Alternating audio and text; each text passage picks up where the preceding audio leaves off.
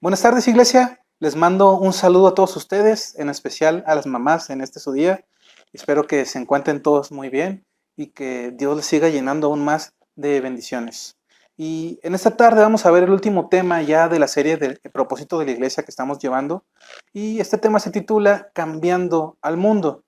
Ahora, para empezar, primero, cuando Jesús estaba predicando en el Sermón del Monte, él habló sobre las bienaventuranzas y él estaba anunciando la llegada de su nuevo reino. Entonces, él estaba diciendo, el día que todos ustedes estaban esperando, finalmente ya llegó. Y cuando hay un nuevo reino, eso significa que hay un nuevo rey, que hay una nueva economía, que hay una nueva forma de pensar, hay una nueva serie de valores, hay un nuevo tipo de ciudadanía y existe una nueva forma de vivir que es completamente nueva. Y eso es lo que Jesús está diciendo cuando está predicando este sermón en Mateo 5, 6 y 7. Jesús propone las reglas y los valores del reino de Dios. Ahora, cuando Jesús predicó este mensaje, él apenas había comenzado su ministerio y él estaba predicando este mensaje en el lugar menos esperado a las personas menos esperadas. Él estaba predicando en un lugar llamado Galilea. De hecho, la Biblia se refiere a este lugar como Galilea de los gentiles. Y esta área de Israel, Galilea, era rechazada por el resto de Israel. Era la frontera norte del país. Así que la gente que vivía en esa parte de Israel eran vistos por todos los demás como los que se mezclaban con el mundo, con el resto del mundo. Y su práctica de la religión no era tan pura como podía serlo en otras partes del país, por ejemplo, en la capital de Jerusalén. Así que los que vivían en Galilea eran personas a quienes los demás veían como que no llegaban al estándar religioso que había en aquellos días. Y justo a ellos es a quienes Jesús les habla cuando está predicando este mensaje. Ahora, tal vez tú hubieras esperado que cuando Jesús, el Mesías, el Salvador de la nación de Israel, llegó anunciando la llegada del reino, lo hiciera en Jerusalén, en la capital, en el lugar donde vivían las personas más santas, en el lugar donde la parte más pura de la religión se predicaba. Pero Jesús empezó el ministerio no con esas personas, sino con las personas menos esperadas, con los galileos, con las personas más vulnerables, con los incapacitados, con aquellos que eran malentendidos, con aquellos cuya historia se reflejaba un registro de fracasos constantemente, un fracaso continuo al rendirse ante los caminos que hay en el mundo. Entonces, ellos no eran la élite espiritual. A quienes Jesús le estaba hablando eran personas que nunca se habían visto a sí mismos como los más grandes dentro del reino. Por el contrario, estas serían personas que se verían a sí mismas como los menos importantes en el reino. Y a esas personas es a quienes Jesús les predica en este sermón. A esas personas es a quienes Jesús les está hablando cuando les dice esto en Mateo 5, del 3 al 12. Dichosos los pobres en espíritu, porque el reino de los cielos les pertenece. Dichosos los que lloran, porque serán consolados. Dichosos los humildes, porque recibirán la tierra como herencia. Dichosos los que tienen hambre y sed de justicia, porque serán saciados. Dichosos los compasivos, porque serán tratados con compasión. Dichosos los de corazón limpio, porque ellos verán a Dios. Dichosos los que trabajan por la paz, porque ellos serán llamados hijos de Dios. Dichosos los perseguidos por causa de la justicia, porque el reino de los cielos les pertenece. Dichosos serán ustedes cuando por mi causa la gente los insulte, los persiga y levante contra ustedes toda clase de calumnias. Alégrense y llénense de júbilo, porque les espera una gran recompensa en el cielo. Así también persiguieron a los profetas que precedieron a ustedes.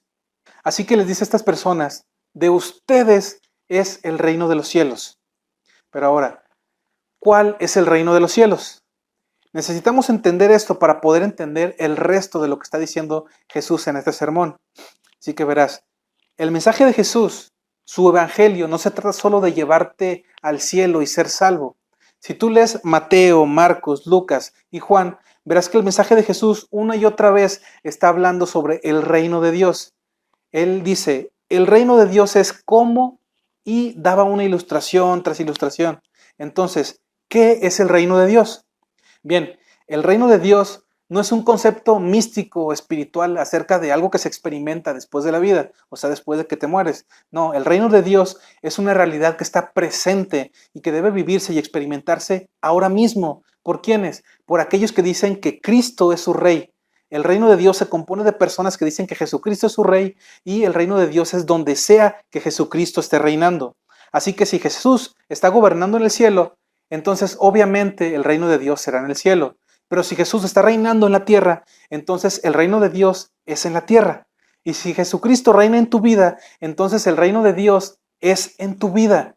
Como dijo Jesús, el reino de Dios está entre ustedes. El reino de Dios es donde sea que Cristo haya sido hecho rey. Y nosotros somos personas que pertenecemos a ese reino de Dios ahora mismo.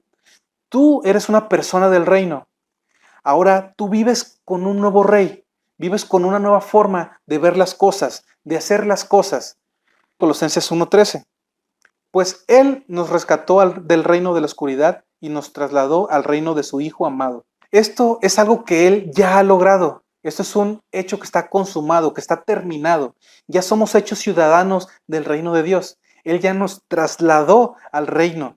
Y cuando más pronto pondamos nosotros a entender esta verdad y verla como algo verdadero ahora mismo, entonces más pronto vamos a poder comenzar a vivir bajo esa verdad. Ahora, este reino, como Jesús lo ha explicado en las bienaventuranzas, no les pertenece a los presuntuosos, le pertenece a las personas que están en la bancarrota espiritual, que saben que Dios no les debe nada y que no tienen ninguna forma de negociar con Dios. Así que no les pertenece a los presuntuosos, tampoco les pertenece a los que son independientes, a aquellos que creen que pueden apoyarse en su propia justicia, sino que les pertenece a aquellos que lamentan su situación y que saben que aparte de Cristo no tienen esperanza de hacer nada. El reino de Dios no le pertenece a los autosuficientes tampoco, sino que les pertenece a aquellos que están completamente rendidos y que dependen completamente de Dios. Entonces, el camino de este reino, el camino de nuestro rey, es todo lo opuesto a todos los demás sistemas religiosos que existen. ¿Por qué? Porque todos estos demás sistemas y religiones debes de luchar tú para conseguir algo, ya sea el cielo, el nirvana, la perfección, terminar con el samsara, etc. ¿Sí? Algo por lo que tú estás luchando y por lo que estás esperando y tú tratas de comportarte bien por el tiempo suficiente para que tal vez en algún momento de la vida puedas conseguir eso. Pero Jesús simplemente nos da el reino. Él dice, tú no puedes ganártelo, yo te lo estoy dando a ti. Es un obsequio para ti. Él empieza donde todas las demás religiones, donde todas las demás creencias terminan. Y Él dice, el reino ya les pertenece. Ahora permítanme mostrarles cómo vivir en Él. Y luego ya por su gracia, por el poder del Espíritu Santo, Él comienza a hacer un proceso de transformación para hacernos a nosotros lo que ya éramos de antemano, hacernos gente del reino. Él nos enseña lo que significa vivir en el reino. Porque para Jesús la vida del reino no es el destino final de nuestra misión. La vida del reino es la plataforma de inicio de nuestra misión. Y sí, nosotros miramos hacia adelante, hacia el día donde pasaremos ya toda la eternidad en el cielo con el Señor. Pero la vida eterna no comienza cuando tú te mueres. La vida eterna comienza en el momento en que tú le das tu vida a Cristo y naces de nuevo. Es allí cuando comienza esa vida eterna. Segunda de Corintios 5:17. Esto significa que todo el que pertenece a Cristo se ha convertido en una persona nueva. La vida antigua ha pasado, una nueva vida ha comenzado. Dice, se ha convertido. No dice que algún día se convertirán si lo intentas con todas tus fuerzas. Todo el que pertenece a Cristo se ha convertido en una persona nueva. Y dice, la vida antigua ha pasado y una nueva vida ha comenzado. Entonces, el reino de Dios es una posesión presente. Y no es por nuestra propia justicia, no es porque nosotros hayamos vivido y nos hayamos especializado en ciertas reglas, sino porque reconocemos nuestra pobreza espiritual y nuestra desesperada necesidad de tener un Salvador. Y porque lo hemos invitado a ser el Rey de nuestras vidas y hemos sometido nuestra vida a Él bajo su gobierno. Así que ahora somos ciudadanos del reino de Dios. Y sí, si tú perteneces a Cristo, ya formas parte de su reino. Y en este reino son los abatidos los que son bendecidos, no la gente perfecta. Son las personas humildes las que son exaltadas. Los súbditos del reino no son oprimidos por su rey. Ellos reinan junto con su rey. Ellos son llamados a representar a su rey y son llamados a unirse a su rey con el propósito de cambiar el mundo. Y tú has sido invitado por el rey en persona a cambiar el mundo. Él hace lo que hace a través de su pueblo. Es por eso que somos llamados el cuerpo de Cristo, porque Él trabaja en nosotros y a través de nosotros. Y Dios trabaja a través de nosotros, de su pueblo, a través de ti, a través de personas como las que les estaba hablando en Galilea. de los lastimados, los desahuciados, los inadaptados, los que no vivían de acuerdo a los estándares de los demás. Él trabaja a través de nosotros para extender la influencia de su reino al mundo entero que nos rodea, para atraer a más personas bajo el gobierno de Cristo, a la autoridad de Cristo, para que vivan como gente del reino. Así que el reino se invita a nosotros a que cambiemos el mundo. Entonces, ¿cómo hacemos esto? ¿Cómo se supone que cambiemos el mundo? Las siguientes palabras de Jesús en el Sermón del Monte nos dan la clave. Checa, Mateo 5, 13 al 16.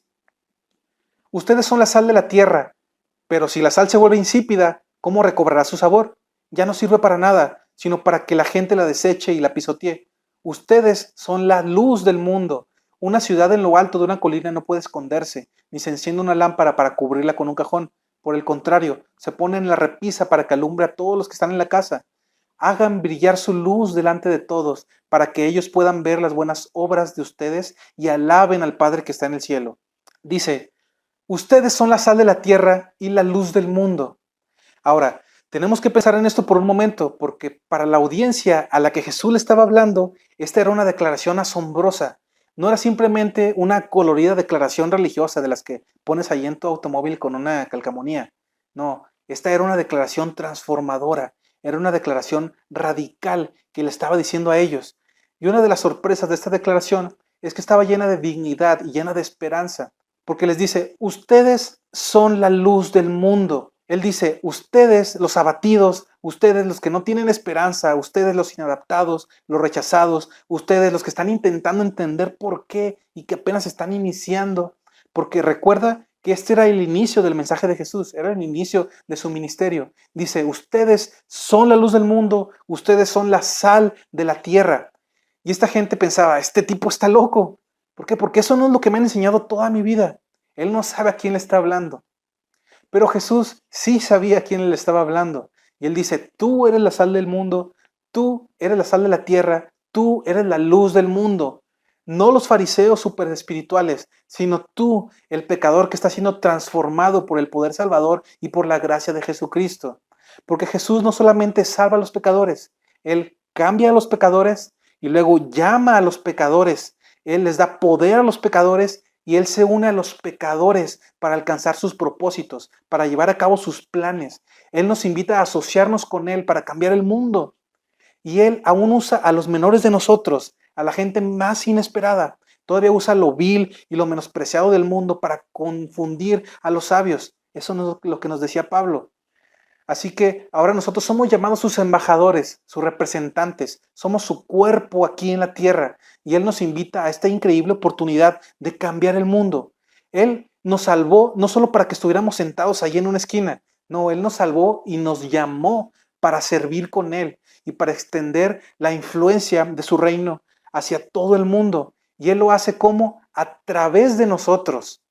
Ahora, hay otra razón por la que esta declaración de ustedes son la sal de la tierra y la luz del mundo sorprendió tanto a esta gente.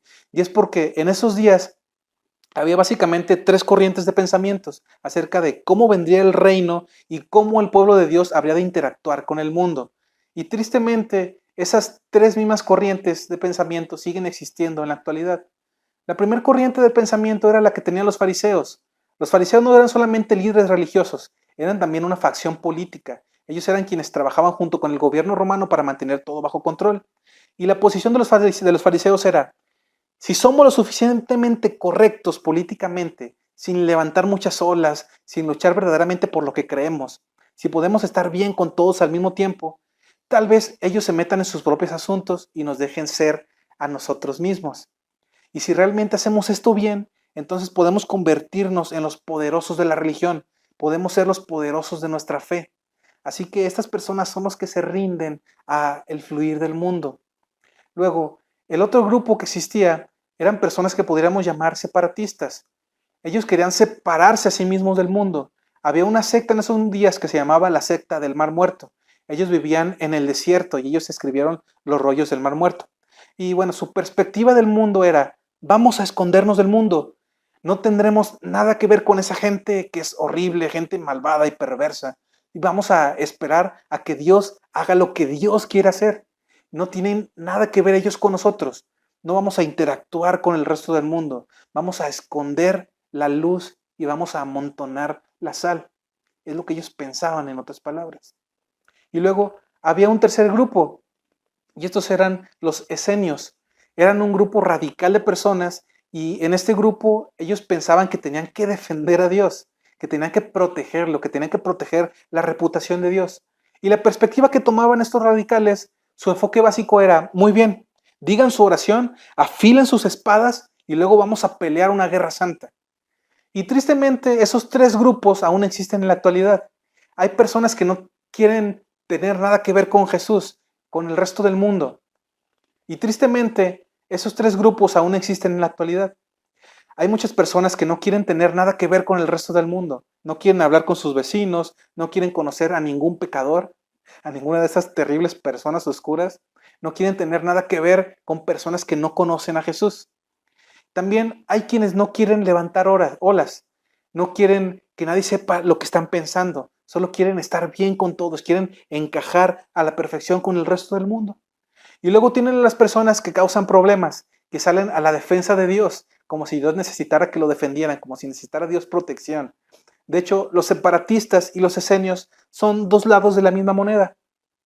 ¿Por qué? Porque ambos piensan que Dios odia al mundo, pero Dios no odia al mundo.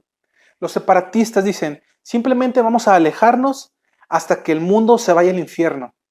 Y los esenios dicen, vamos a ver si podemos enviarlos más pronto al infierno. Así que tienes tú a estos tres grupos de personas. Después aparece Jesús y presenta una opción diferente, una opción que es sorprendente. Él dice, ustedes son la sal de la tierra, ustedes son la luz del mundo. Y Él está diciendo, no se rindan, no les tengan miedo a ellos, no los odien. En cambio, solo cambien el mundo, cambien las cosas. No tienen que esconderse del mundo. Quiero que esparzan su influencia por todo el mundo. Quiero que esparzan la influencia de mi reino a donde sea que ustedes vayan. Ahora, verás, la manera en que tú ves el mundo, eso va a determinar cómo vas a enfrentar al mundo. Cuando tú ves las noticias, cuando ves todas las cosas que están ocurriendo alrededor del mundo, que pueden ser ofensivas a tus sentidos, pueden ser ofensivas a tu sentido de decencia o a tu sentido de moralidad. Tú ves a personas haciendo cosas que tú nunca harías. Y tú piensa en esas personas. Ahora, ¿ves a esas personas como personas malas o las ves como personas perdidas? Si lo ves como malas personas, entonces los vas a enfrentar con argumentos y con ira. Y ellos van a responderte a ti con argumentos y con ira a la defensiva. Pero si los ves no como malas personas, sino como personas perdidas, entonces despierta en ti un sentido de compasión. Y ellos van a responder más abiertamente a lo que tú tengas que decir. Tal vez no estén de acuerdo contigo, pero al menos verán que te preocupas por ellos. No estás allí para juzgarlos, estás allí porque te preocupas por ellos. ¿Por qué? Porque están perdidos. Así que la forma en que ves al mundo va a determinar cómo vas a enfrentar al mundo. Jesús dijo, no sean como ellos, no se escondan de ellos, no los odien, simplemente sean la sal y sean la luz para ellos. Ahora, ¿por qué utilizaría Jesús estas dos imágenes de sal y de luz? ¿Qué tienen que ver la sal y la luz? Primero, pensemos, ¿qué hace la sal? Bien, por un lado, la sal es un conservador. Él preserva las cosas. Es por eso que utilizan la sal cuando curan la carne. La sal preserva. La sal también mejora el sabor de las cosas. La sal aumenta el sabor. La sal purifica. La sal penetra. La sal transforma. La sal hace que las personas estén muy sedientas. Ahora, ¿qué hay de la luz? ¿Qué es lo que hace la luz? Bien, primero la luz ilumina. Ayuda a ver las cosas que tal vez no veías cuando estabas en la oscuridad. La luz también provee de calor. Y la luz ayuda a las personas a saber qué es lo que están haciendo y los ayuda a ver hacia dónde es que se están dirigiendo. Y Jesús dijo, ustedes son la sal de la tierra y ustedes son el conservador, ustedes son el sabor de la cultura. Y también dice, ustedes son la luz del mundo, ustedes están dando calor y están iluminando, están ayudando a las personas a encontrar su camino. Entonces, ¿qué significa esto para nosotros? Si se supone que seamos la sal de la tierra y la luz del mundo, ¿qué significa eso para cada uno de nosotros? ¿Cómo se supone que debemos de vivir? Primero, ¿cómo es que eres la sal de la tierra? Bueno, la Biblia nos dice, tú eres la sal de la tierra por tus palabras. Y no se trata solamente de las palabras que tú estás diciendo, sino también de las palabras que escribes. Porque Parece que pasamos más tiempo nosotros en la actualidad escribiendo que hablando. Hay una gran cantidad de material que es ofensivo en las redes sociales. Puedes encontrarlos en el Facebook, en Twitter, en Instagram. Tú nombra la red social que quieras. Hay suficientes cosas por allí que simplemente son desagradables. Pero nosotros debemos de ser la sal de la tierra. Con nuestras palabras debemos de conservar, de preservar. El Señor quiere que preservemos la cortesía, la moralidad, la dignidad, la decencia, las cosas que nosotros decimos. Él quiere que mejoremos la conversación con palabras de gracia. Ve lo que dice Colosenses 4:6, que vuestra conversación sea siempre con gracia, sazonada como con sal, para que sepáis cómo debéis responder a cada persona. Así que sazonas la tierra con tus palabras. Que vuestra conversación sea siempre con gracia, nos dice. Ahora, ¿qué tipos de palabras? Bien, hay muchas que podemos decir. Por ejemplo, podemos usar palabras de aliento, no de desaliento, no de desánimo, no palabras negativas, sino palabras de aliento. Si alguien está desanimado, teniendo un mal día, sintiéndose con ganas de rendirse, tal vez ansioso por algo que le está pasando, entonces tú sazonas la conversación con palabras de aliento. Esto es lo que nos dice la Biblia, Proverbios 12:25. Las preocupaciones no dejan a la gente feliz, pero las palabras de aliento le traen alegría. También puedes sazonar la tierra con palabras de paciencia. Cuando estás esperando en una fila, por ejemplo, o hay alguien que no está cumpliendo con tus expectativas o con los estándares que tú tenías, y todos se están poniendo impacientes, ansiosos y están enojándose, entonces no te llenes tú de impaciencia y de enojo. En cambio, tú responde con palabras de paciencia. Dile, mira, tómate tu tiempo, no hay ningún problema, estás haciendo tú un buen trabajo. Y debes de sazonar la conversación con palabras de paciencia. Ve lo que dice Proverbios 16:32. Más vale ser paciente que valiente. Más vale el dominio propio que conquistar ciudades. Y Efesios 4:2. Siempre humildes y amables, pacientes, tolerantes unos con otros en amor. Ahora, otra forma que puedes sazonar el mundo son con palabras de fe. Cuando alguien está preocupado, cuando parece que está esperando malas noticias, no tienes que unirte a ellos en su miedo y en sus dudas. En cambio, tú dale palabras de fe. La Biblia dice que vivimos por fe y no por vista.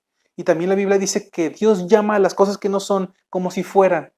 Así que hablamos palabras de fe, sazonamos esa conversación con palabras de fe. Segunda de Corintios 4:13. Pero teniendo el mismo espíritu de fe, según lo que está escrito, creí, por tanto hablé. Nosotros también creemos, por lo cual también hablamos. Así que edificamos la fe de los demás sazonando la conversación con palabras de fe. Otra forma es sazonar la tierra con palabras de verdad. ¿Qué tipo de palabras salen de tu boca? ¿Salen chismes, salen insinuaciones, salen rumores o sale la verdad? Y cuando es la verdad, debemos decir la verdad en amor. La gente necesita saber que somos verdaderos en la forma en la que hablamos. Deben saber que pueden confiar en nosotros, pero también deben de saber que cuando sea necesario vamos a decir la verdad en medio de cualquier situación, pero siempre vamos a hacerlo de una manera amorosa. Primera de Corintios 13:6. El amor no se deleita en la maldad, sino que se regocija con la verdad. Y Efesios 4:15. Al contrario, el amor debe hacernos decir siempre la verdad, para que en todo lo que hagamos nos parezcamos cada vez más a Cristo. Ahora, también podemos sazonar el mundo con palabras de paz.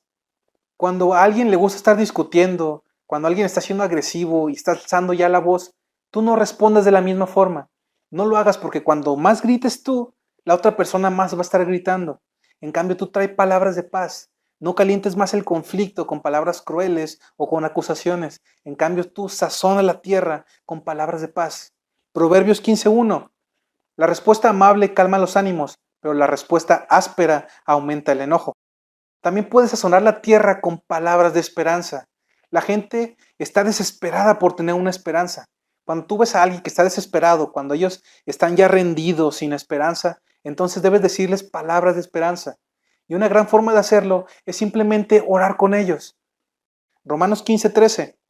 Que el Dios de la esperanza los llene de toda alegría y paz a ustedes que creen en Él, para que rebosen de esperanza por el poder del Espíritu Santo. También, otra gran manera de traer la esperanza a las personas es contándoles tu historia. Alguna vez, no sé si tú hayas estado en una situación difícil y alguien se te acerca y te dice, déjame contarte lo que Cristo ha hecho en mi vida, y eso te da esperanza. Así que tú cuenta tu historia. Yo estaba perdido, pero ya fui encontrado. Estaba ciego, pero ahora puedo ver. Estaba enojado, pero ahora tengo amor, tengo paz. Estaba llena de odio, pero Dios me enseñó a amar, me enseñó a perdonar. Yo estaba atado a esta adicción, pero ahora el Señor me ha liberado. Sí, la gente puede discutir con tu teología y lo va a hacer. Han discutido por siglos con la teología. La gente también puede discutir con tu lógica, con tu razonamiento, y lo va a hacer. Pero nadie puede discutir con tu experiencia del cambio de vida, con tu testimonio. No pueden discutir con eso. Tú vives el cambio que Dios ha hecho en tu vida. Es la pieza de evidencia más concreta en el caso de Jesucristo. Es como la historia de Juan de Juan capítulo 9, donde Jesús sana a este hombre que era ciego de nacimiento. Esta persona había nacido ciego y luego de que este hombre fue sanado por Jesús, fue traído delante de los líderes religiosos y ellos lo cuestionaban, le decían, ¿quién es el que hizo esto? ¿A dónde se fue? ¿Cómo lo hizo? Y el hombre ciego decía, yo no tengo idea, yo estaba ciego, ¿no recuerdan? Yo no sé quién es, no sé cómo luce, lo único que sé es esto, que antes yo era ciego, pero ahora puedo ver. Y la Biblia dice que no había nada que ellos pudieran hacer para refutar la historia de este hombre. Así, tu historia también es la pieza de evidencia más concreta, es tu testimonio. ¿Qué es lo que Dios ha hecho por ti? ¿Qué ha hecho Jesús en tu vida y cómo puedes compartirlo con alguien más? Primera de Pedro 3, 15 y 16. Más bien honran en su corazón a Cristo como Señor. Estén siempre preparados para responder a todo el que les pida razón de la esperanza que hay en ustedes, pero háganlo con gentileza y respeto, manteniendo la conciencia limpia para que los que hablan mal de la buena conducta de ustedes en Cristo se avergüencen de sus calumnias. Entonces, ¿tú estás listo para contar tu historia? ¿Cómo te preparas para contar tu historia? Fácil, practica. Y es mejor practicar con otro creyente, alguien más cuya vida ya sí ha sido transformada por Jesús.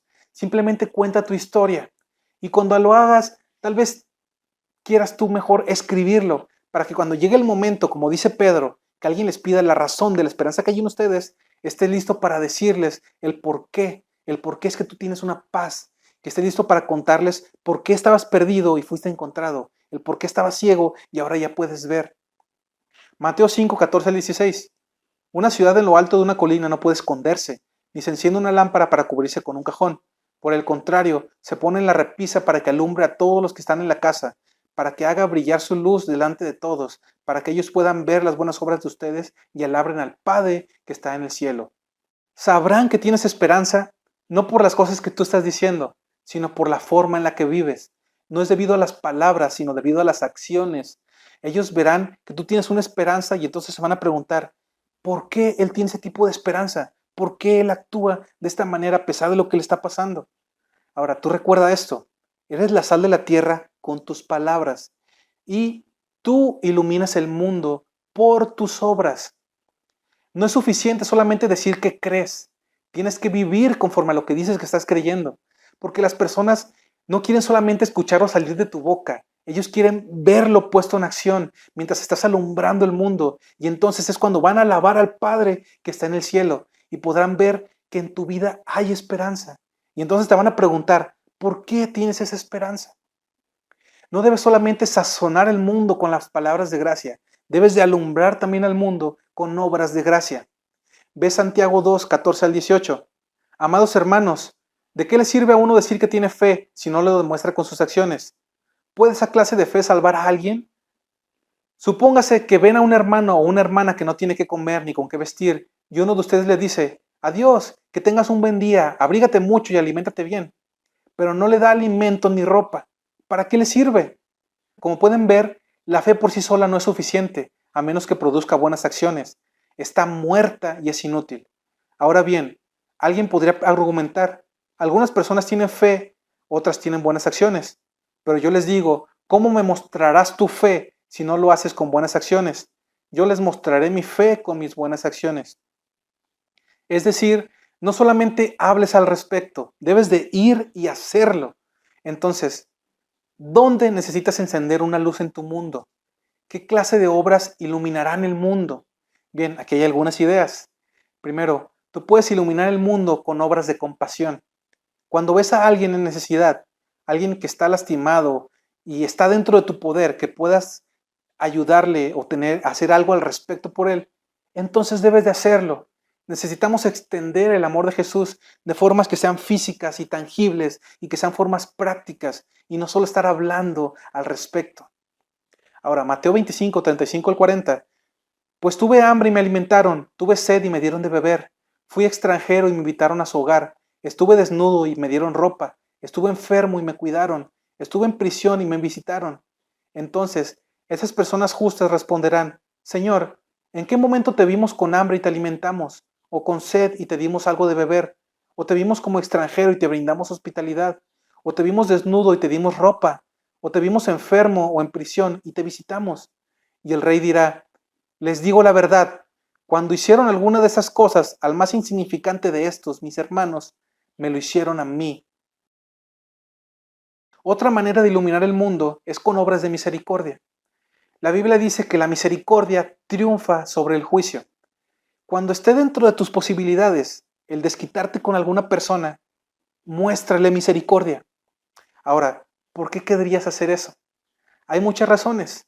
Una de ellas es porque también tú vas a necesitar misericordia de parte de Dios en el futuro. La Biblia dice que Dios nos muestra misericordia de la forma en que nosotros mostramos misericordia con las demás. Nosotros necesitamos ser misericordiosos. Pero ahora piensa en esto.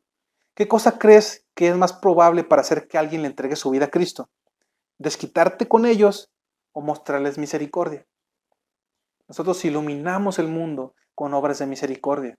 Ve Miqueas 6:8. Hombre, el Señor te ha dado a conocer lo que es bueno y lo que Él espera de ti, y que no es otra cosa que hacer justicia, amar la misericordia y humillarte ante Dios. Ahora, también puedes iluminar el mundo a través de obras de generosidad. Cuando ves una necesidad y está a tu alcance suplir esa necesidad, entonces suple la necesidad. Verás, Dios te da a ti para poder dar a través de ti. Todo lo que Dios hace, lo hace a través de su pueblo. Dios no hace que el dinero caiga milagrosamente del cielo. Él pone dinero en nuestras manos para que podamos ser generosos. Segunda de Corintios 9:13. En efecto, al recibir esta demostración de servicio, ellos alabarán a Dios por la obediencia con que ustedes acompañan la confesión del Evangelio de Cristo y por su generosa solidaridad con ellos y con todos. Y primera de Timoteo 6:18.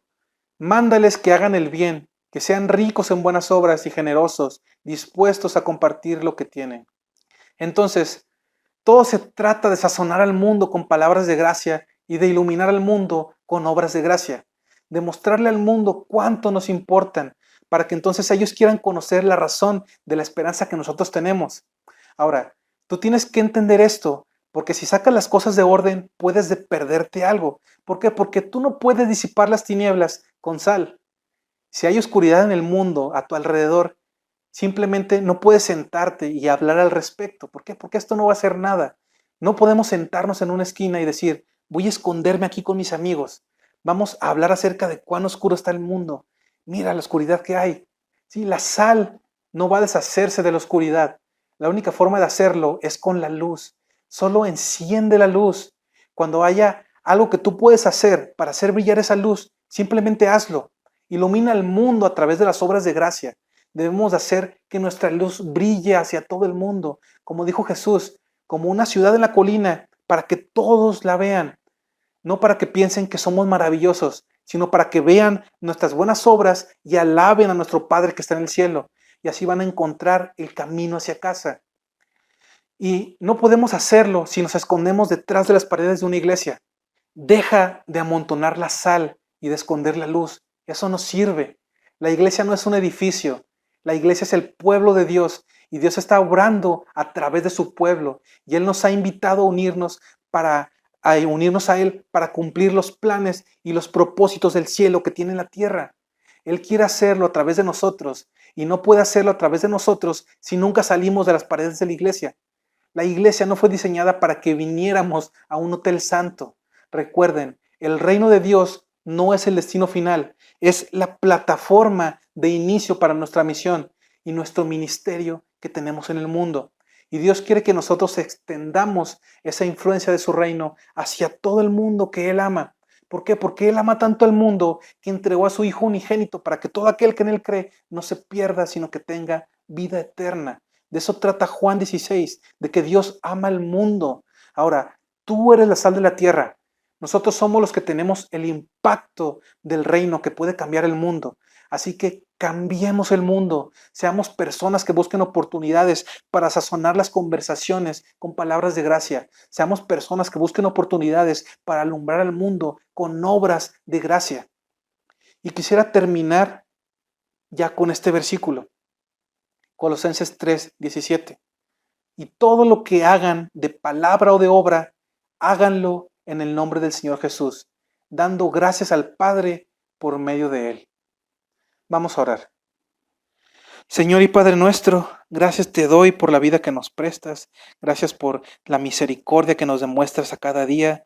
Te ruego que tú sigas siendo con nosotros, que tú no nos hagas olvidar ni por un instante que somos la sal de la tierra, que somos la luz del mundo. Ayúdanos a sazonar esas conversaciones, a sazonar las palabras que digamos a todas las personas, que sean palabras que sean de verdad de gracia para que podamos sazonar el mundo. Ayúdanos también a ser una luz en el mundo, a con nuestras obras demostrar lo que estamos creyendo, lo que estamos diciendo con nuestras palabras. En el nombre de tu Hijo Jesucristo, te ruego por todo esto. Amén.